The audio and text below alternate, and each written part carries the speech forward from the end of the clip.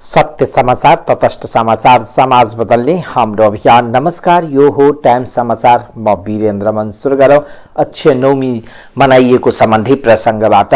मिथिला क्षेत्रमा शनिबार अक्षय नवमी पर्व मनाइएको छ। कार्तिक शुक्ल नवमी तिथिमा मनाइने अक्षय नवमी परम्परा अनुसार अमला अर्थात धात्रीको रुख फेदमा सामूहिक रूपमा खाना खाने गरिन्छ। घर नजिकै बगैँचा वा वन क्षेत्रमै रहेको अमलाको रुखमा फेदमा खानेकुरा पकाएर त्यही खाने चलन छ। पर्वमा अमलाको विशेष परिकार, अचार, मुरब्बा र चटनी सहित शाकाहारी खानेकुरा मात्र पकाउने र खाने चलन रहेको मैथिली संस्कृति परम्पराका जानकारहरूको कथन रहेको छ। सांप्रदायिक सद्भावमा खलल पुग्ने गरी नारा जुलुस हुलहुज्जत भएको भन्दै स्थानीय प्रशासनले जनकपुर धाममा निषेधाज्ञा जारी गरेको छ। जनकपुर धाम उपमहानगरपालिका 20 रुपैठामा शनिबार दिउँसो 2 बजेदेखि आइतबार राति 11 बजेसम्मका लागि निषेधाज्ञा जारी गरिएको प्रमुख जिल्ला अधिकारी बन्धु प्रसाद वास्तोलाले जानकारी दिनुभयो। रुपैठामा छठकै दिनदेखि तनाव सुरु भएको थियो। एक समूहले छठ पर्व मनाउन रोक लगाएपछि दुई पक्ष बीच विवाद हुँदै आएको छ। उहाँका अनुसार पूर्वमा जलाद नदीको कल्लीबाड, पश्चिममा जनकपुर जटही मार्गको 2 बाटो, उत्तरमा हनुमाननगर रामपुर बौहरबा जाने बाटो र दक्षिणमा डेपुरा राम निमचौकदेखि बौहरबा जाने बाटोसम्म निषेधाज्ञा आदेश जारी गरिएको छ। उक्त ठाउँमा शान्ति सुरक्षाको अवस्थालाई मध्यनजर गर्दै स्थानीय प्रशासन ऐन 2028 का अनुसार भेला, जुलुस, प्रदर्शन, घेराउ, रैली, सभा जस्ता क्रियाकलाप गर्न नपाउने गरी निषेधाज्ञा आदेश जारी गरिएको छ। आदेश उल्लङ्घन गर्ने जोसुकैलाई प्रहरीले कानुन बमोजिम कारबाही गर्न सक्ने आदेशमा जनाइएको छ।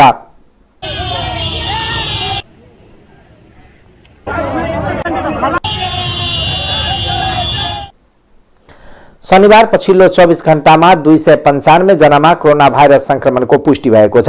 स्वास्थ्य तथा जनसङ्ख्या मन्त्रालयका अनुसार 5225 पीसीआर परीक्षणमा 260 र 3018 एन्टिजेन परीक्षणमा 35 जना गरी कुल 295 जनामा संक्रमणको पुष्टि भएको हो। मन्त्रालयका अनुसार पछिल्लो 24 घण्टामा कोरोना भाइरस संक्रमण मुक्त हुनेको संख्या 478 रहेको छ। संक्रमणका कारण पछिल्लो 24 घण्टामा 2 जनाको मृत्यु भएको छ। हाल देशभर कोरोना भाइरस सक्रिय संक्रमितको संख्या 7278 रहेको छ। पछिल्लो 24 घण्टामा काठमाडौँमा 79, ललितपुरमा 33, भक्तपुरमा 6, झापामा 30, कास्कीमा 16, मोरङमा 13, नवलपरासी पूर्वमा 8, कैलालीमा 7, सुनसरीमा 6, महोत्तरी र रूपन्देहीमा 5-5 जनामा संक्रमणको पुष्टि भएको छ। चिकित्सकको लापरवाहीले जनकपुरको एक अस्पतालमा नवजात शिशुको मृत्यु भएको छ। जनकपुरको रामानन्द चौक स्थित सञ्चालित तराई राजधानी अस्पतालको लापरवाही गर्दा एक शिशुको मृत्यु भएको हो। धनुषाको नगरायन नगरपालिका 2 नगरायनका विजय मण्डलका श्रीमती 25 वर्षीय रोशनी मण्डलले अस्पतालमै शुक्रबार राति 8 बजे सामान्य रूपमा छोराको जन्म दिएकी थिइन्। जन्मदार शिशुको अवस्था सामान्य थियो, तर हस्पिटलको लापरवाहीले शिशुको मृत्यु भएको आफन्तले आरोप लगाएका छन्। शिशुको मृत्यु भएको हस्पिटलले बिहान 4 बजे जानकारी गराएको विजय मण्डलले बताउनुभयो। मण्डलका अनुसार जन्मेको केही समय पश्चात शिशुको अवस्था खराब हुँदा एनआईसीयूमा भर्ना गरिएको थियो। राति 11 बजे नै बच्चा चिच्याउँदा किन यस्तो भएको हो डाक्टर खै भनेर उहाँले सोधे, तर रातभरि चिकित्सक नआएको र स्टाफ नर्सको भरमा उपचार गर्दा बच्चाको मृत्यु भएको विजय मण्डलको दाबी छ। हस्पिटलमै कार्यरत एक स्वास्थ्यकर्मीले बाल रोग विशेषज्ञ डाक्टर सञ्जीव शाह बिहान 4 बजे मात्र हस्पिटल आएका थिए। बिहान 4 बजे 20 मिनेटमा हस्पिटलले शिशुको मृत्यु भएको खबर दिएको मण्डलको दुखेसो छ। जन्मिँदा बच्चाको अवस्था सामान्य थियो, केही समय पश्चात एनआईसीयूमा राखियो। डाक्टर रातभर थिएन, स्टाफ नर्सहरूले उपचार गरे। बिहान 4 बजे डाक्टर आएर 4 बजेर 20 मिनेटमा हामीलाई बच्चाको मृत्यु भयो भनेर खबर दियो। विजयले भने हस्पिटलले लापरवाही गरेर नै बच्चाको मृत्यु भएको हो। बदमाशी गर्ने चिकित्सक र हस्पिटलमाथि कारबाही हुनुपर्दछ। यस घटनाको विषयमा हस्पिटलले आफ्नो कुनै लापरवाही नभएको दाबी गरेको छ। दलालको भरमा बिरामीलाई ल्याएर लुट्ने तथा अकालमै ज्यान लिने गरेको छ। प्रहरी प्रशासन चरम लापरवाहीका घटनालाई कमिसन र पैसाको चलखेल गरी ढाकछोप गर्ने गरेको आम जनगुनासो छ। सम्बन्धित नियामक निकायबाट समेत हस्पिटलको अनुगमन, निरीक्षण तथा सख्त कारबाही हुन सकेको छैन। जनकपुर धाममा फेला परेको बालकलाई प्रहरीले सकुशल उद्धार गरेको छ। जनकपुर धाम उपमहानगरपालिका वार्ड नम्बर 7 स्थित जानकी नगरमा अल्पत्र अवस्थामा फेला परेको 4 वर्षीय बालकलाई सकुशल उनको आमाको जिम्मा लगाएको धनुषा प्रहरीले जनाएको छ। शुक्रबार राति करिब 5 बजेको समयमा बिहार राज्य सीतामढ़ी गाउँ मेजरगंज थाना 9 घर भई हाल जिल्ला धनुषा जनकपुर उपमहानगरपालिका वार्ड नम्बर 4 मामा घर बस्ने मुकेश गुप्ताका 4 वर्षीय छोरा ऋषभ कुमार गुप्ता जानकी नगर टोलमा अल्पत्र अवस्थामा फेला परेका थिए। प्रहरीले शुक्रबार नै बालकलाई बालकको आमा पूजा गुप्तालाई सकुशल जिम्मा लगाएको प्रवक्ता जितेन्द्र बस्नेतले जानकारी दिनुभयो। कटुवा पिस्तौल सहित 12बाट 1 जना पक्राउ परेका छन्। पक्राउ पर्नेमा जिल्लाको महागढीमाई नगरपालिका वार्ड नम्बर 5 का 35 वर्षीय मनोज प्रसाद जयसवाल रहेको जिल्ला प्रहरी कार्यालय 12 का प्रहरी प्रवक्ता प्रहरी नायब उपरीक्षक गौतम मिश्रले जानकारी दिनुभयो। बिहिबार राति खोरब्बा बजारबाट जयसवाललाई पक्राउ गरिएको प्रहरी नायब उपरीक्षक मिश्रले बताउनुभयो। प्रहरीले जयसवालको साथबाट पिस्तौलसँगै 1 राउन्ड गोली पनि बरामद भएको मिश्रले बताउनुभयो। बारागढी गाउँपालिका खोप्बा बजारमा झगडा भइरहेको स्थानबाट प्रहरीले जयसवाललाई पक्राउ गरेको थियो। प्रहरीले यस सम्बन्धमा थप अनुसन्धान भइरहेको जनाएको छ। सत्तारूढ कांग्रेसले न्यायालयमा देखिएको विवादको विषयमा तात्कालै धारणा नबनाउने भएको छ। शनिबार बसेको पदाधिकारी तथा पूर्व पदाधिकारीको बैठकपछि पार्टीका प्रवक्ता विश्वप्रकाश शर्माले न्यायालयको विवादमा कांग्रेस अहिलेको पक्ष वा विपक्षमा नलागेर बोल्ने बेला नभएको बताउनुभयो। उहाँका अनुसार बैठकमा यसबारे छलफल भएको र नेताहरूले विभिन्न विचार राखेका थिए, तर त्यसबारे कुनै निर्णय नभएको उहाँले बताउनुभयो। उहाँले आइतबार बस्ने केन्द्रीय समितिको बैठकमा यो विषय थप उठ्न सक्ने भए पनि अहिलेलाई कांग्रेसको यही नै प्रष्ट दृष्टिकोण भएको दावी गर्नुभयो। शनिबार बैठकमा वरिष्ठ नेता रामचन्द्र पौडेल पक्षका नेताहरूले न्यायालयमा देखिएका समस्याका कारण न्यायिक प्रक्रिया नै अवरुद्ध भएको भन्दै त्यसबारे सरकार र राजनीतिक दलहरू चुप लागेर बस्न नहुने बताएका थिए। त्यसकारण भोलि 28 गते बस्न लागेको बैठकले निर्वाचन समितिले गरेको त्यो हेरफेरलाई अनुमोदन गर्छ। अनुमोदन गर्ने प्रस्तावमा हामी जाँदैछौँ। त्यस्तै महाधिवेशनतर्फ अगाडि बढ्दै गर्दा यहाँहरू जान्नुहुन्छ कि महाधिवेशनको व्यवस्थापकीय कुरा, अन्य राजनीतिक पक्षको कुरा, विविध सन्दर्भमा तयारी र व्यवस्थापनका लागि विभिन्न समिति र उपसमितिहरू गठन गर्नुपर्ने हुन्छ। आजको छलफलबाट हामी त्यस विषयमा पनि जाने क्रममा लागेका छौँ। अघिल्लो बैठक हुँदै गर्दा र यो बैठकमा आइपुग्दै गर्दा महाधिवेशनलाई अगाडि बढाउने क्रममा कतिपय विधानमा उल्लेखित धाराहरूलाई संशोधन गर्नु परेको, निलम्बन गर्नु परेको अवस्था थियो। त्यसलाई पनि केन्द्रीय कार्य समितिको बैठकमा हामी प्रस्तुत गर्छौँ र त्यो विषयलाई केन्द्रीय कार्य समितिले एउटा टुङ्गोमा पुर्याउँछ। त्यस्तै जनसम्पर्क समितिहरू जसले क्रियाशील सदस्यताको नामावली पठाइसक्नुभयो, रकम पनि पठाइसक्नुभयो, उहाँहरूको कतिपयको प्राप्त विवरणलाई, नामावलीलाई हामी अनुमोदन पनि गर्ने प्रस्तावमा जान्छौँ र कतिपयले पठाउन जो बाँकी होला उहाँहरूलाई पठाउने एउटा निश्चित समय पनि हामी दिन्छौँ। भोलिको यो बैठकको केन्द्रीय समितिको बैठकको तयारीको क्रममा आज पार्टीका सभापति शेरबहादुर देउवाको सभापतित्वमा पार्टीका वर्तमान र पूर्व पदाधिकारीहरूको बैठक बस्यो। बैठकले यी विषयहरूमा लगायत विविध विषयहरूमा छलफलहरू गरेको छ। बैठकमा आएका विषयहरूलाई भोलि केन्द्रीय कार्य समितिमा लगेर पेश गरिसकेपछि देशभरिका साथीहरूमा कहीँ पनि कुनै पनि प्रकारको कन्फ्युजन, अधिवेशन नहोला, यो तोकिएको मितिभन्दा पनि पछाडि सर्ला आदि इत्यादि विविध आशंकाहरू पनि हुन सक्दछन्। यो सबै आशंकाहरूलाई सम्पूर्ण रूपले निवारण गरेर नेपाली कांग्रेसको सम्पूर्ण रूपले ध्यान अब महाधिवेशनतर्फ हुन्छ र भोलिको बैठकले यी विषयहरूलाई थप प्रकाश पार्नेछ। पौडेल समूहको शुक्रबारै न्यायालयमा देखिएको समस्याका विषयमा पार्टीले स्पष्ट धारणा बनाउनु पर्छ भन्ने निष्कर्ष निकालेको थियो। यसअघि संस्थापन इतर पक्षका 12 जना केन्द्रीय सदस्यहरूले विज्ञप्ति नै जारी गरेर न्यायालयमा विवादमा दलहरू चुप लागेर बस्न नहुने भनेका थिए। पौडेल समूहको भेलाको निष्कर्ष बमोजिम नै नेताहरूले शनिबारको बैठकमा न्यायालयको विवादका विषयमा प्रष्ट धारणा बनाएर निकास दिनुपर्ने प्रस्ताव गरेका थिए। जवाबमा सभापति एवं प्रधानमन्त्री शेरबहादुर देउवाले न्यायालयको विवाद त्यही भित्रबाट समाधान हुनुपर्ने बताएका थिए।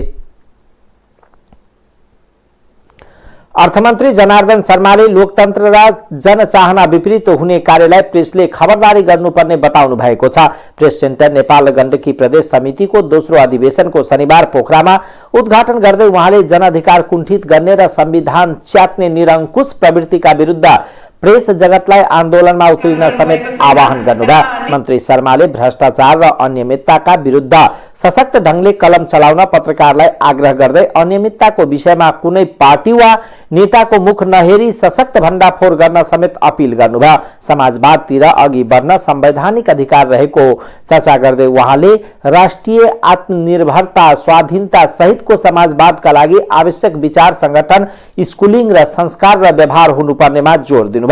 मन्त्री शर्माले प्रेस सेन्टरले जनताको आवाजहरूमा रमाउने र स्थापित हुने कार्यदिशा तय गर्न समेत सुझाव दिनुभयो। लोक कल्याणकारी विज्ञापनलाई सबै सञ्चार माध्यमले प्राप्त गर्ने गरी व्यवस्थित गरिने जानकारी दिँदै उहाँले अनलाइन सञ्चार माध्यमको मूल्याङ्कनका लागि प्रेस काउन्सिललाई आग्रह गरिएको र सो पछि अनलाइनलाई समेत लोक कल्याणकारी विज्ञापन उपलब्ध गराइने बताउनुभयो।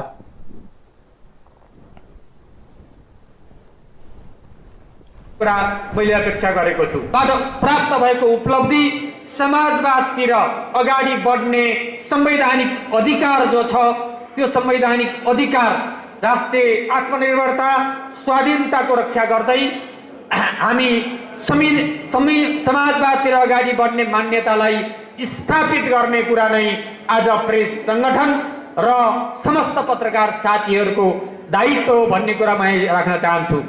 त्यसको लागि कस्तो संगठनको आवश्यकता छ, त्यसको लागि कस्तो विचारको आवश्यकता छ, लोकतन्त्रका पक्षधरहरू त्यसका विरुद्ध सङ्घर्षको मैदानमा उत्रिएका छन् र ती सबै ती सञ्चार क्षेत्रहरू प्रेस संगठन मात्रै होइन, अन्य संगठनहरूले पनि लोकतन्त्रको पक्षमा गरेको त्यो सङ्घर्ष, त्यो योगदान, त्यो बलिदानलाई हामीले त्यही रूपमा सम्मान गर्नुपर्छ। म ती सबै लोकतन्त्रको पक्षमा उभिने अन्य पत्रकार संगठनहरूलाई पनि म सम्मान व्यक्त गर्न चाहन्छु। नेपाल कम्युनिस्ट पार्टी माओवादी केन्द्र गण्डकी प्रदेशका इन्चार्ज एवं पूर्व मन्त्री हितराज पाण्डेले क्रान्तिकारी पत्रकारले जनताको आवाज बोल्नुपर्ने र कलम चलाउनु पर्नेमा जोड दिनुभयो। कार्यक्रममा माओवादी केन्द्र गण्डकीका सचिव देवेन्द्र पराजुली, प्रेस सेन्टरका केन्द्रीय संयोजक महेश्वर दाहाल, प्रेस सेन्टरका प्रदेश इन्चार्ज एवं पत्रकार महासंघका केन्द्रीय सदस्य त्रिभुवन पौडेल, प्रेस युनियनका केन्द्रीय सदस्य ऋषिकान्त पौडेल, प्रेस चौतारी गण्डकीका संयोजक सुषमा पौडेल, समाजवादी प्रेस संगठनका नेता एवं पत्रकार महासंघ गण्डकीका महासचिव गोविन्द सुवेदी, प्रेस सेन्टरका प्रदेश संयोजक अर्जुन काफले, सहसंयोजक दीपक कार्की, प्रदेशका नेता सन्तोष गौतम लगायतले संवैधानिक व्यवस्था अनुसार प्रेसलाई स्वतन्त्रता दिन माग गर्नुभएको थियो। कार्यक्रममा प्रेस सेन्टरका संस्थापक एवं पूर्व अध्यक्षद्वय लोकप्रसाद बन्जारा र त्रिभुवन पौडेललाई जनपक्षीय पत्रकारिता र संगठनको वृत्ति विकासमा योगदान पुर्याउनमा प्रशंसा पत्रबाट सम्मानित गरिएको थियो। अधिवेशनले आगामी 2 वर्षका लागि प्रदेश समितिको नयाँ नेतृत्व चयन गर्नेछ। सत्ता साझेदार दल नेकपा एकीकृत समाजवादीका अध्यक्ष माधव कुमार नेपालले पार्टीलाई समाजवादको यात्रामा अगाडि बढाइने बताउनु भएको छ।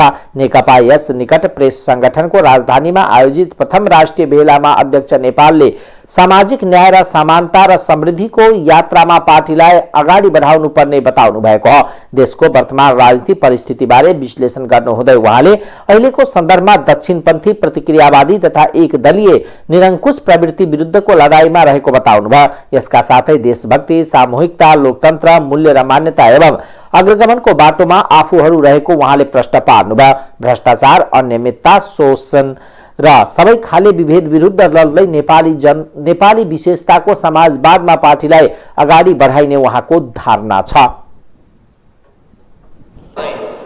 यो लडाईँ सामूहिकताको निम्ति, यो लडाईँ देशभक्तिको निम्ति, यो लडाईँ लोकतान्त्रिक मूल्य र मान्यताको रक्षाको निम्ति, त्यसको परिपालन गर्नका निम्ति र अग्रगमनतर्फको यात्रालाई सहज बनाउनको निम्ति लडाईँ हो। हामी समाजवादको यात्रामा जान चाहन्छौँ। हामी समाजवादको नेपाली मोडेल विकास गर्न चाहन्छौँ। नेपाली विशेषताको समाजवाद, यो समाजवादको आदर्शबाट हामी अघि बढ्न चाहन्छौँ। समाजवादको आदर्श के हो? यो समानता, सामाजिक न्याय, जनताको समृद्धि, यो नै समाजवादको उद्देश्य हो। न्याय, समानता र समृद्धि, यो न्याय, समानता र समृद्धिको यात्रामा हामी अगाडि बढ्छौँ। हामी सबै खालका अनुचित कुराहरूको विरोध गर्छौँ, चाहे त्यो भ्रष्टाचार होस्, अनियमितता होस्, शोषण होस्, उत्पीडन होस्, दमन होस्, भेदभाव होस्, असमानता होस्, यी सबैको हामी विरोध गर्न चाहन्छौँ। तपाईहरु पनि साँझ पर्ने बित्तिकै कुनै होटल, त्यो पनि 5 तारे होटल धाइकन कसैले मौका दिएर नखाइकन निद्रै नलाग्ने अवस्था पक्कै पनि छैन होला। यो कुरा भएको थाहा पायो भने म राम्रो मान्दिनँ। त्यसले तपाईलाई तपाईको स्वास्थ्यलाई पनि खराब गर्छ। म सुझाव दिन चाहन्छु, रक्सीले मान्छेको स्वास्थ्य खतम पार्छ, आयु घटाउँछ, रोग निम्त्याउँछ, रोगी बन्नुहुन्छ तपाईँ। त्यसपछि तपाईलाई पैसाको अनाप दुरुपयोग हुन्छ, तेस्रो घर कलह सुरु हुन्छ, त्यसपछि तपाईको बानी व्यवहार छोराछोरीमा नराम्रो बानी व्यवहार जाने खतरा हुन्छ, तपाईको परिवार तबाह हुन्छ। त्यस कारणले समाजमा ठुलो विकृति बढ्दछ, समाजमा कलह पैदा हुन्छ।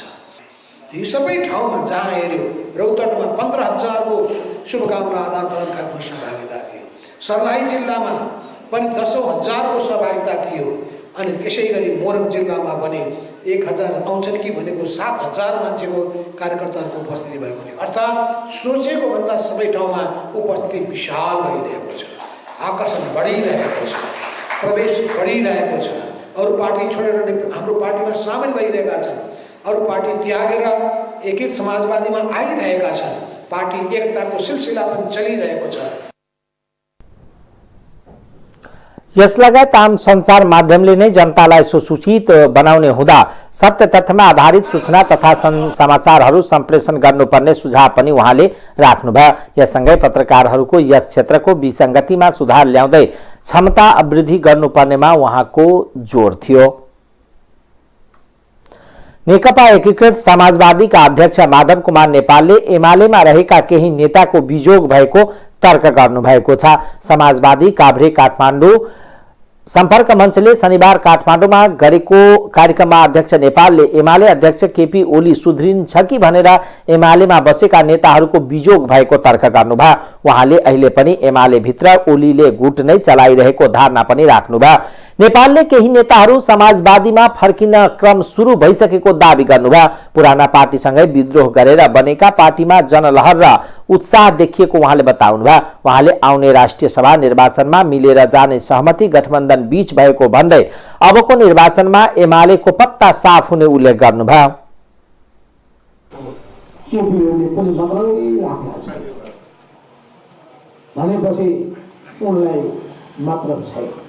किनभने गुट चलाउने मान्छे हो, भण्डारी फाउन्डेसन चलाइरहेका छन्, त्यही गुटको आधारमा उनी चलिरहेका छन्।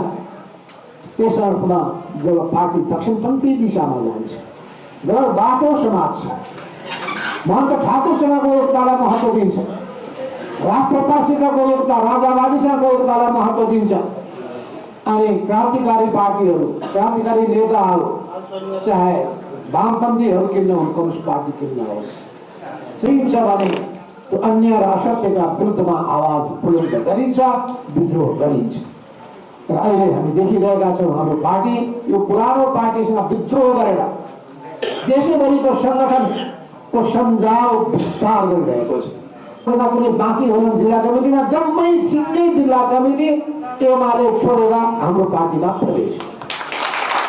यी सबै स्थितिबाट हामी अब यही बिचमा तपाईँलाई थाहा छ 5वटा दल जो सरकारमा छौँ, हामी 5 दलको बिचमा सहमति भएको छ कि आउने राष्ट्रिय सभाको चुनावमा र उपनिर्वाचनमा रिक्त भएको ठाउँमा हुन्छ चुनाव, त्यो उपनिर्वाचनमा हामी 5 दल, हाम्रो एकीकृत समाजवादी, माओवादी, राष्ट्रिय जनमोर्चा, जनता समाजवादी र नेपाली कांग्रेस 5 पार्टी मिलेर चुनावमा जानेर केपी ओलीको पत्ता साफ गर्ने र ती सबै ठाउँमा जब राष्ट्रिय सभामा पनि केपी ओली पत्ता साफ हुनेछन्, उपनिर्वाचनमा पनि पत्ता साफ हुनेछन्।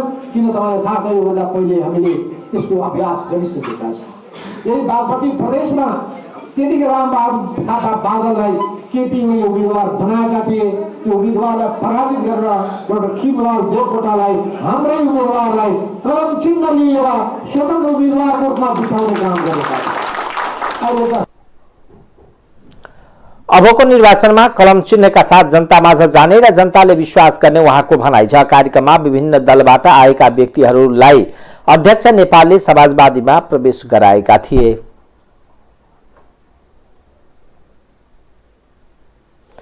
सत्तारूढ जनता समाजवादी पार्टी नेपालका अध्यक्ष उपेन्द्र यादवले सर्वोच्च अदालतमा देखिएका समस्या छिटै समाधान हुने बताउनु भएको छ। अध्यक्ष यादवले न्यायालयभित्र राजनीतिक दलहरूले हस्तक्षेप गर्न उचित नहुने धारणा समेत राख्नुभयो। उहाँले दुनियाँमा कहीँ पनि राजनीतिक दलहरूले न्यायालयमा हस्तक्षेप गर्ने चलन नभएको दावी समेत गर्नुभयो। शनिबार विराटनगर विमानस्थलमा सञ्चारकर्मीहरूले राखेको जिज्ञासाको जवाबमा क्रममा उहाँले न्यायालय आफूभित्र देखिएको समस्या समाधान गर्न आफै सक्षम रहेको प्रतिक्रिया दिनुभयो। न्यायालयको काम राजनीतिक दलहरूले र राजनीतिक दलहरूले गर्ने काम न्यायालयले गर्न थाल्यो भने झन चौपट हुँदैन। त्यसैले न्यायालयको समस्या समाधान गर्नका लागि त्यहाँ विद्यमान अधिवक्ता विद्यमान न्यायाधीशहरू हुनुहुन्छ। उहाँले भन्नुभयो उहाँहरू आफै निकास दिन सक्षम हुनुहुन्छ। त्यसमा हामी राजनीति गर्ने राजनीतिक कर्मीहरूले न्यायालयभित्र हस्तक्षेप गर्नु नहुने बताउनुभयो। र राजनीतिक दलहरूले गर्ने काम न्यायालयले गर्न थाल्यो भने झन् चौपट हुँदैन। त्यस कारणले चाहिँ के हो भन्दाखेरि न्यायालयको समस्या समाधान गर्नका लागि त्यहाँ विद्वान अधिवक्ताहरू विद्वान न्यायाधीशहरू उहाँहरू हुनुहुन्छ र उहाँहरूले नै आफैले निकास दिन सक्षम हुनुहुन्छ।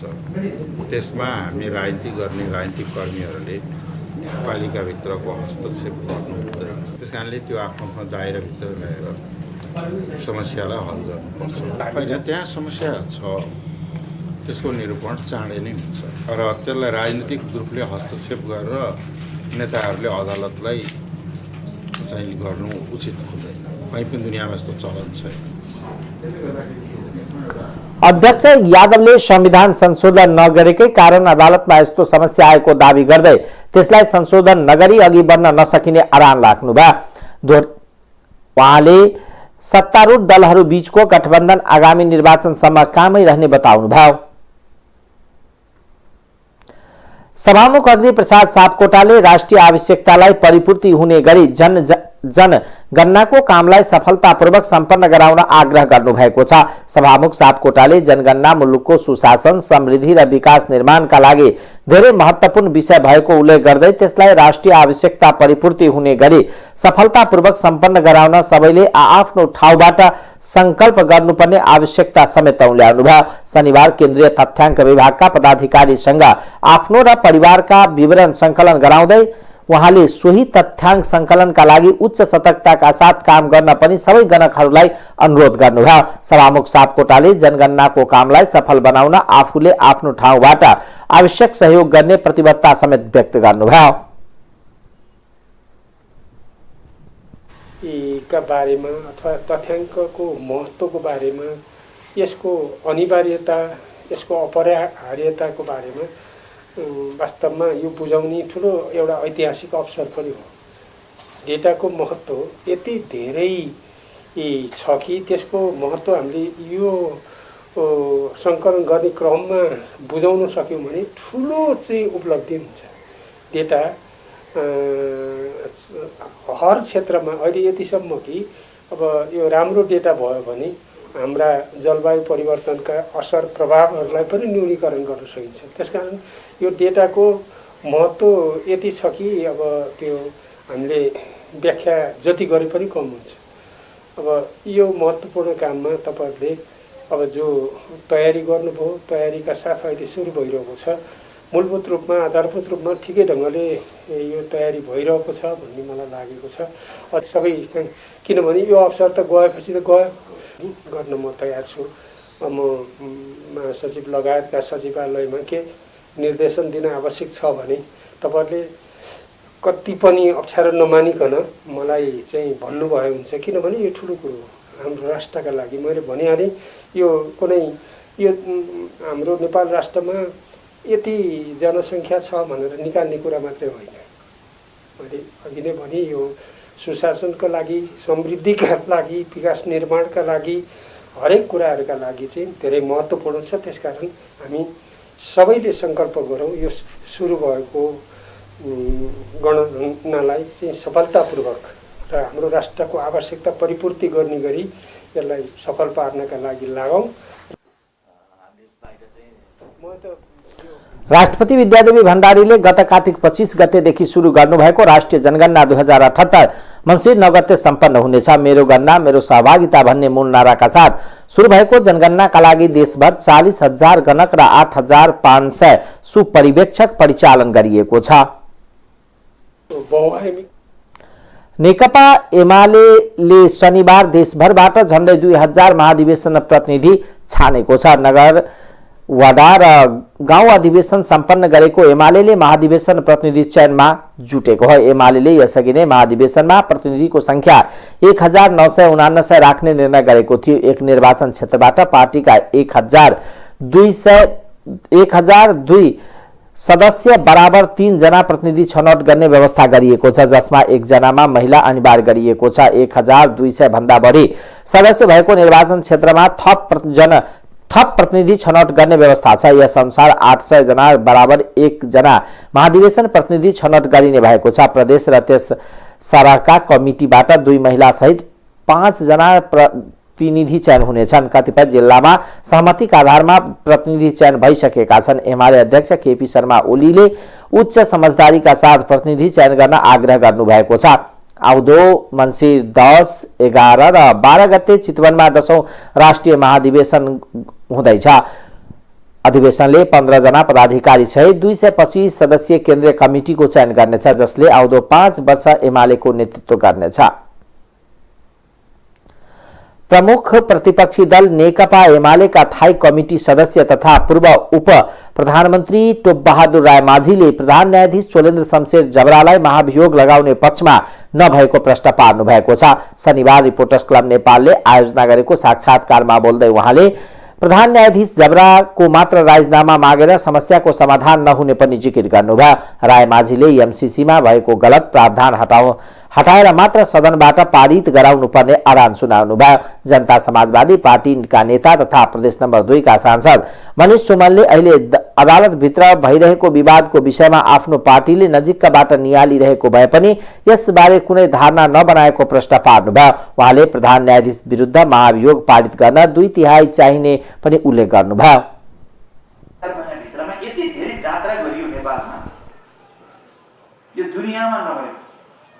राजनीतिक रूपमा त धेरै नै एउटा दुनियाँमा नभएको नजिर काम, नकारात्मक नजिर काम गरिएको छ, जो यसभन्दा पहिले मैले राखिसकेको छु र त्यो स्पष्ट आइसकेको छ। जो परमादेशबाट सरकार बनाउने, जनादेशलाई अपमान गर्ने, जनादेशलाई कदर नगर्ने, व्यवस्थापिकालाई संसद ध्वस्त गरियो, परमादेश मार्फत अध्यादेश मार्फत त्यो ध्वस्त गरियो, त्यसको अपमान गरेर त्यसलाई धराशायी पार्ने काम गरियो। के छ भने विपक्षको विरुद्धमा सत्ता पक्षहरूले महागठबन्धन गर्ने यस्तो प्रकारको जात्रा पनि यो देशमा, यो कार्यपालिकामा हामी देखिरहेका छौँ।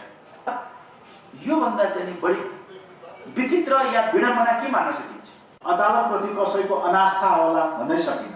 अदालतप्रति अगाध आस्था छ। अदालतको कुनै निर्णयका विरुद्ध जनता समाजवादी पार्टीको कुनै पनि कार्यकर्ताले बोल्दैन कि हाम्रो लागि प्रिय होस् अप्रिय होस्, तर हामी आफ्नो पार्टीको हित अहितलाई देखेर अथवा स्वार्थी मनचित्तले अदालतका कुनै निर्णयका विरुद्ध बोल्ने नै गरेका छैनौँ। तसर्थ पनि म फेरि दोहोऱ्याउँछु, अहिले चलिरहेको अदालतको चाहिँ आन्दोलन, यद्यपि जनता समाजवादी पार्टीको दुनियाँभरिमा चलेको कुनै पनि विधिको लागि चलेको आन्दोलन, तपाईँलाई के भन्छ भाषाको लागि चलेको आन्दोलन, समानताको लागि चलेको आन्दोलन, समाजवाद स्थापनाका लागि चलेको आन्दोलन, सबैप्रति हाम्रो सोलिडारिटी छ, यहीँ बसेर भए पनि ऐक्यबद्धता छ। तर अदालतमा जाने अहिले आन्दोलनको बारेमा हामी एकदम मौन छौँ र जानेर पीडित रूपले नै मौन छौँ र भन्छौँ, हामी त्यसमा पढ्न चाहन्नौँ। मलाई के लाग्दछ भने बाल एसोसिएसनले जस्ता विद्वान अधिवक्ताहरूको एउटा थलो, तपाईँलाई श्रीमानहरू, त्यस्ता विद्वान श्रीमानहरू नै आन्दोलनको अङ्ग भएकोले त्यो आन्दोलनले छिट्टै निकास पाउला। तपाईँहरूले सोधे जस्तै अहिले प्रधान न्यायाधीशमाथि लगाइएको के आरोप छ भने त प्रश्न छैन। सबै आरोप आफैमा कटाउ छ।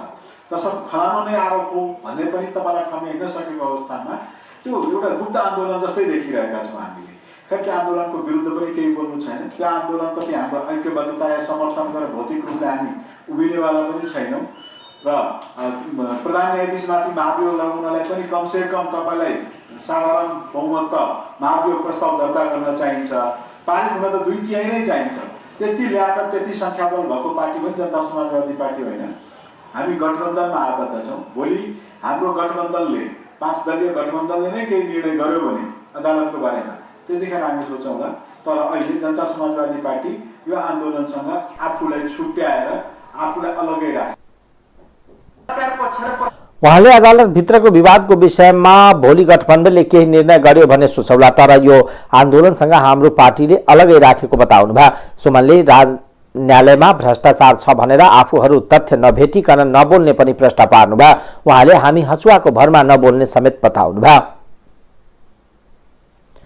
नेपाली कांग्रेस डेढलधुराका सभापति कर्णबहादुर मल्लले जिल्लाका वडा र पालिका अधिवेशन पुनः नगरिए अनसन र धरनामा बस्ने चेतावनी दिनुभएको छ। सभापति कर्णले शनिबार पार्टी केन्द्रीय कार्यालय सानेपामा पत्रकार सम्मेलन गरी अब बस्ने पार्टीको केन्द्रीय कार्य समितिले आफूहरूको माग सम्बोधन नगरी मन्सिर 1 देखि पार्टी केन्द्रीय कार्यालयमै धरना र अनसनमा बस्ने बाध्य हुने चेतावनी दिनुभयो। सभापति कर्णले पार्टी जिल्ला कार्य समितिले स्थगन गर्न लिखित रूपमै पार्टीका केन्द्रीय सभापति शेरबहादुर देउवा र केन्द्रीय निर्वाचन समितिलाई उजुरी गर्दा पनि त्यसको सुनवाई नभएको भन्दै आक्रोश पोख्नुभयो। उहाँले सत्ता र शक्तिको दुरुपयोग गरेर वाडा र पालिका अधिवेशन गरिएकोमा असन्तुष्टि जनाउनुभयो। सभापति मल्लले केन्द्रीय निर्वाचन समितिले पनि सभापति देउवाको निर्देशनमा आफूहरूको मागको सुनवाई समेत नगरेको भन्दै आपत्ति जनाउनुभयो। केन्द्रीय सभापति देउवा र केन्द्रीय निर्वाचन समितिलाई प्रश्न गर्दै उहाँले सबै जिल्लामा जिल्ला कार्य समितिको निर्देशन अनुसार वाडा र पालिका अधिवेशन हुने तर डेढलधुरामा किन नहुने प्रश्न गर्नुभयो। सभापति मल्लले क्रियाशील सदस्यताको विवाद समाधान नभई आफ्नो जिल्लामा गरिएको वाडा तथा पालिका अधिवेशनहरू मान्य नहुने आदान समेत दोहोर्याउनुभयो। नेपाली कांग्रेस केन्द्रीय निर्वाचन समिति र पार्टी केन्द्रीय कार्य समितिमा सप्रमाण उजुरी मात्र पेश गरेनन्, जबकि 11 दिनसम्म नेपाली कांग्रेस डडेलधुराको पार्टी कार्यालयमा सिंहको पार्टी अनसनमा बस्यो। उक्त अनसनको कार्यक्रमलाई डडेलधुराका हजारौं पार्टीका कार्यकर्ता र महत्त्वपूर्ण केन्द्रीय नेताजीहरूको समर्थन र एकबद्धता हुँदाहुँदै पनि हालसम्म हाम्रो माग कहीँ कतै सुनवाई नभइसकेपछि नेपाली कांग्रेस डडेलधुराको मिति 2078 कार्तिक 22 गतेको बैठकबाट डडेलधुरा जिल्लाको सिंहको अभिभावकत्व दिनका लागि हार्दिक अनुरोध गर्दै सम्मानित प्रधानमन्त्री तथा नेपाली कांग्रेसका केन्द्रीय सभापति श्री शेरबहादुर देउवाज्यूलाई पुनः लिखित पत्र पठाएर आग्रह गरेका छौं। आगामी बस्ने नेपाली कांग्रेसको केन्द्रीय कार्य समितिको बैठकमा हाम्रा मागहरूलाई सम्बोधन नगरिए यही मिति 2078 मङ्सिर 1 गतेदेखि नेपाली कांग्रेसको केन्द्रीय कार्यालय सानेपामा धरना र अनसनका कार्यक्रमहरू अगाडि बढाइने व्यवहार समेत यसै प्रेस विज्ञप्ति मार्फत जानकारी गराउँदछौँ। हामीले त पार्टीको जिल्ला कार्य समितिको निर्णय गरेका छौँ। पहिले स्थगन गर्यौँ, अहिलेको लागि स्थगन केही वाद विवाद भइसकेपछि स्थगन गर्यौँ। स्थगन गरिसकेपछि बैठक स्थगित गर्यौँ केही क्षणका लागि। स्थगित हुने बित्तिकै आधा घण्टामा निर्वाचन यहाँबाट खटिएको लोकेन्द्र बमजी हराउनु भयो। स्थगित गरेको आधा घण्टा नहुँदै उहाँले चाहिँ निर्वाचनको सेड्युल निकाल्नुभयो। त्यसपछि हामीले चाहिँ यो अधिवेशन यथास्थमा स्थगित गरियोस् भनेर केन्द्रीय निर्वाचन समितिलाई जानकारी गराएका छौँ। लिखित रूपमा केन्द्रीय सभापतिको निर्देशनमा गरिराख्नु भएको छ। स्वयं दोस्रो पटक प्रधानमन्त्री हुँदाखेरि उहाँको निजी सचिव भएर मैले काम गर्ने अवसरसम्म इमान्दारीका साथ खुला हृदयका साथ म उहाँकै साथमा छु। नेपाली कांग्रेसको वाडा अधिवेशन हुन नसकेका जिल्लामा शनिबार सुरु भएको छ। नेपाली कांग्रेसको 14औं केन्द्रीय महाधिवेशन मन्सिर 24 गतेदेखि 26 गतेसम्म काठमाडौँमा हुँदैछ। अब आर्थिक समाचार।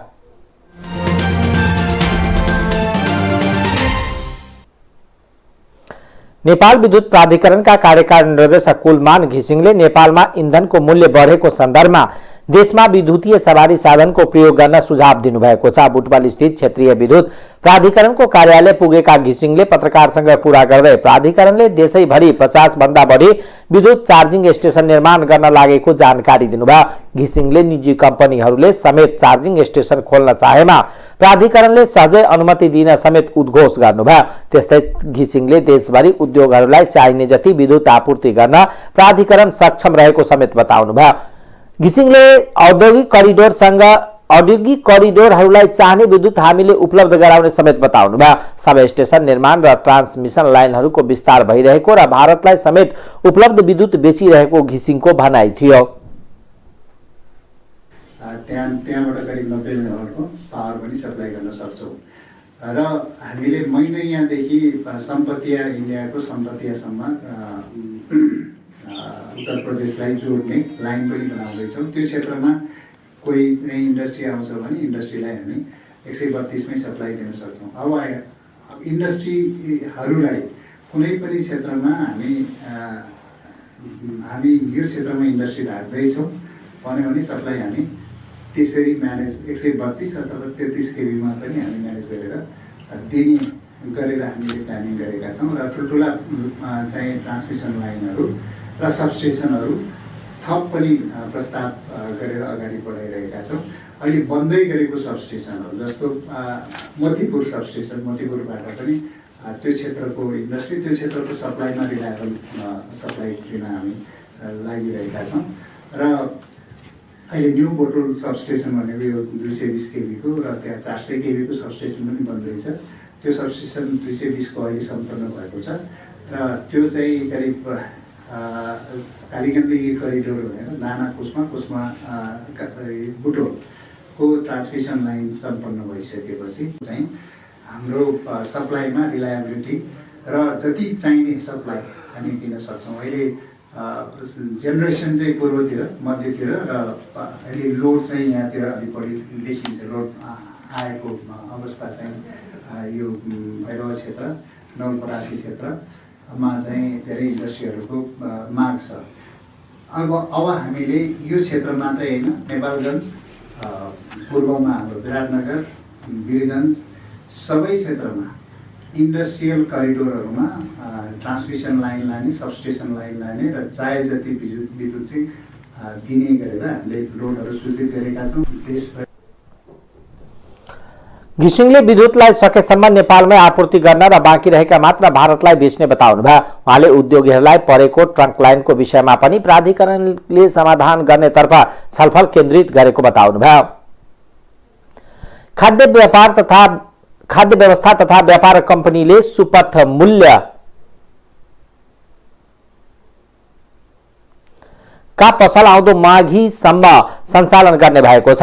कम्पनीले दशैं तिहार र छठलाई लक्षित गरेर गरेको असोज 1 गतेदेखि सुपथ मूल्य पसल सञ्चालन गरेको थियो। तर पछिल्लो निर्णय अनुसार आउँदो माघ 2 गतेसम्म सञ्चालन गर्ने निर्णय भएको र त्यसै अनुसार परिपत्र गरेको कम्पनीका सूचना अधिकारी शर्मिला सुवेदीले बताउनुभयो। कम्पनीले काठमाडौँ उपत्यका सहित उपत्यका बाहिर बनेपा, विराटनगर, बिर्तामोर, हेटौडा, नारायणगढ, भैरवा, बुटवल, नेपालगञ्ज, पोखरा, दाङ, सुर्खेत, धनगढी, महेन्द्रनगर, डेडलधुरा लगायतका ठाउँमा खाद्य वस्तु सहुलियत दरमा चामल, नुन, चिनी, तेल, गेडागुडी लगायतका खाद्य वस्तु बिक्री वितरण गर्दै आएको छ। सहुलियत पसलमा उपभोक्ताले सबै खाले खाद्य वस्तुमा कम्तीमा 2 रुपियाँदेखि बढीमा 10 रुपियाँसम्म प्रति किलो छुट पाउँछन्। नुन प्रति किलो 2 रुपियाँ, चामल, दाल, फापर, पिठो प्रति केजी 5 र तोरी सनफ्लावर तेलमा प्रति लिटर 5 तथा भटमासको तेलमा प्रति लिटर 10 रुपियाँको छुट छ। यसैबीच साल ट्रेनिङ कर्पोरेसनले दशैं तिहार छठको अवसरमा सुपथ मूल्य पसल समेत झण्डै 4 करोड रुपियाँको कारोबार गरेको छ। सरकारी अनुदान लिएर कर्पोरेसनले असोज 1 देखि कार्तिक 24 गतेसम्म 3 करोड 85 लाख रुपियाँ बराबरको कारोबार गरेको हो। यस वर्ष सरकारले चाडपर्वमा उपभोक्तालाई सहुलियत दिनका लागि 3 करोड 25 लाख रुपियाँ बजेट छुट्याएको थियो। अब अन्तर्राष्ट्रिय समाचार।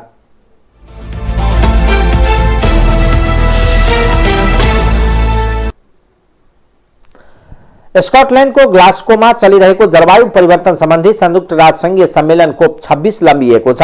सम्मेलनमा घोषणा पत्रको अन्तिम मस्यौदा तयार पार्ने काम भइरहेको छ।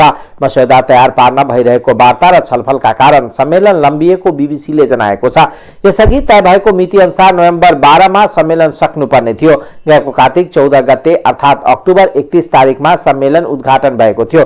COP 26 लाई सन् 2015 मा भएको पेरिस सम्झौता पछिको महत्त्वपूर्ण सम्मेलनको रूपमा हेरिएको छ। नेपाल सहित अधिकतम विकसित देशले COP 26 मा जलवायु जन्य नोक्सानी तथा हिमाली क्षेत्रमा देखिएको परिवर्तन र यसको समाधानबारे आवाज उठाएका छन्। कोप 26 मा सहभागी देशहरूले सन् 2030 सम्म मेथेन उत्सर्जन 30% कम गर्ने प्रतिबद्धता जनाएका छन्। जलवायु परिवर्तन सम्बन्धी संयुक्त राष्ट्रसङ्घीय सम्मेलन अर्को वर्ष इजिप्टमा हुनेछ। चीनका राष्ट्रपति सी जिनपिङ र अमेरिकी समकक्षी जो बाइडेन बीच वार्ता हुने भएको छ। वहाँ बीच आउँदो सोमबार वार्ता हुने समाचार संस्था रोइटर्सले जनाएको छ।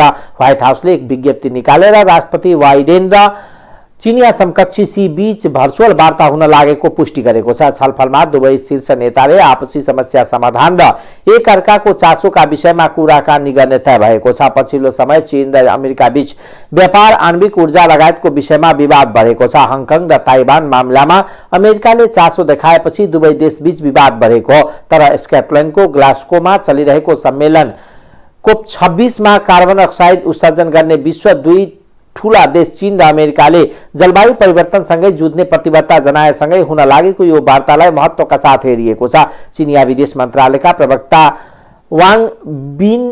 वाङ वेनबिनले दुई देश बीचको सम्बन्धलाई सही र स्थिर विकास बाटोमा फर्काउन अमेरिकाले चीनसँग मिलेर काम गर्ने आफू आशावादी रहेको बताउनु भएको छ। बेलारुसको सरकारी एयरलाइन्सको इराकी, सिरियाली र यमनीहरूलाई टर्कीबाट आउने उडानमा प्रतिबन्ध लगाएको छ।